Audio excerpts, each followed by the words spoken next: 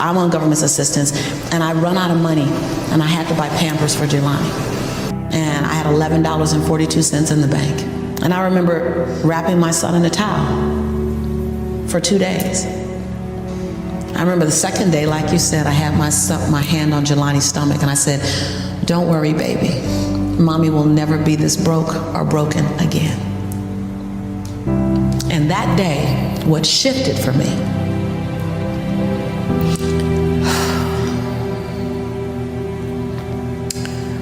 was I was willing, and I don't know if this is going to sound crazy, I was willing to completely die to any form of me that I had been, so that I can birth the woman that I was becoming.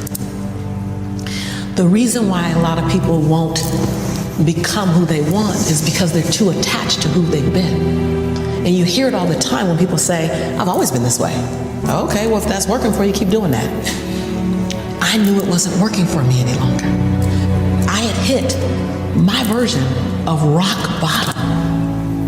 So I was willing to let go of everything and everybody. See, another reason why people won't get there is because the doorway is for you to fit through. You trying to carry everybody else through because you're trying to be Rescue 911. And you got to rescue you first. I am much more valuable to my family and to my community because I was willing to let them go through the door myself, teach myself, learn myself, condition myself, and then come back and get them. I'm much more valuable to them now. But I had to go through a window time of 10 years of judgment. You leaving us, hanging out with white people all the time. You going to these crazy countries. We don't know what I had to be willing to allow my conviction to make me inconvenienced. See, we want to grow, but we want to stay liked by everybody. I was willing to be my own rescue at the risk of your approval. But most of us aren't like that. Facebook is an example. We want to be liked. Well, I woke up and I like myself today, so your like is extra. My job is to like me first. I was willing to say every day, "Lisa, you like you? Lisa, are you proud of you? Lisa, are you playing full out?" Every day before I checked in with anybody else. I was willing to inconvenience my entire life. My entire life. I was willing to disrupt my entire life to buy my future, to buy my possibility, to give my dream a chance. See, we're not supposed to tuck our dreams in on the pillow when we get up in the morning. We're not supposed to leave them at home and go and fulfill somebody else's dream. We're not supposed to do that. That's not what we're wired to do. That's not who we are. Your human spirit doesn't care about the economy. The human spirit doesn't care that my son's father went to prison. The human spirit doesn't care what's happened to your family. The human spirit doesn't care about the past. You may have been molested, or your family may have been broke, or you may have been betrayed, or you may have a divorce. Your human spirit doesn't care about any of that. Your human spirit simply says, "What's our command for tomorrow? What do you want to create?" It's not keeping score. Your brain is keeping score because your brain is designed to keep you safe. Your soul, your intuition, your human spirit is designed to make you soar. When you get to the edge, your brain will always tell you to step back. It's always going to tell you to step back. Because you can fall. Always. It's going to tell you to step back. Because before you fell, the last time you did this, you saw someone else fail. You could hurt. You could be off work. It's going to tell you. It's designed to keep you safe. So you have to be willing to play between your brain and your soul. And on some days, you got to just listen to your soul. And you got to say, "I'm going to leap. I'm going to get to the edge." Most people are at the edge, and you're standing at the edge, and you're watching everyone else fly. You know, watching people's lives on Facebook. You're at the edge, watching someone else live, wondering what it's going to be like when you jump without ever jumping. And I'm just here to tell you, jump. Because only 3 things can happen.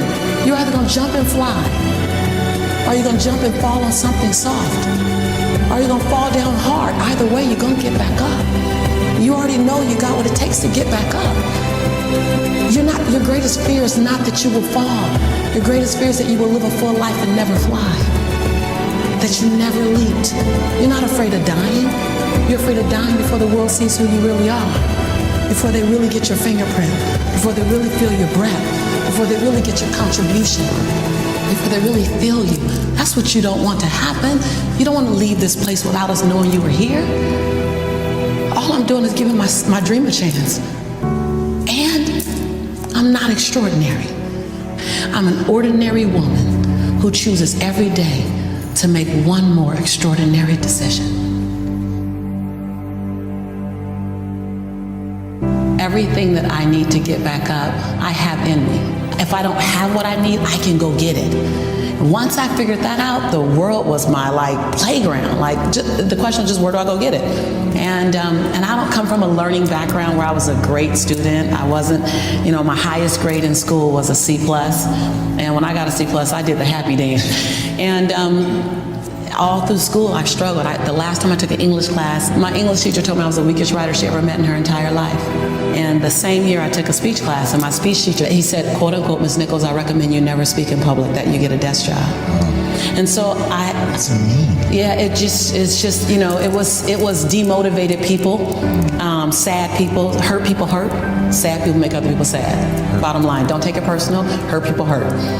See, most people want the convenience of transformation without the inconvenience required for transformation.